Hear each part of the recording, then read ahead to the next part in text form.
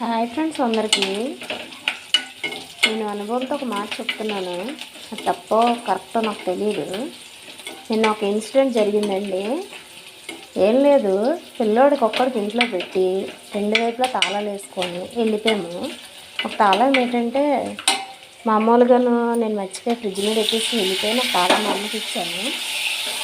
దానికి ఏమైంది, ఇంకొక అబ్బాయి వచ్చి ఆడు తాళం చిన్నపిల్లడు కదా అని తాళం తీసాడట. తాళం తీయడం తప్పు కాదు, చిన్నపిల్లడు కదా అప్పుడు ఆడు అడిగేది ఇచ్చాడు తాళము. తీసేసేమి ఇంట్లో అన్నీ తినేసి, ఇంట్లో చిన్నపిల్లలన్నా చిన్నపిల్లలు తింటారు, ఇంట్లో తెచ్చిపెట్టినవన్నీ తినేది కాకుండా అన్నానట చెప్పాడండి. చూడండి ఫ్రెండ్స్ ఎలాంటి ఇదో.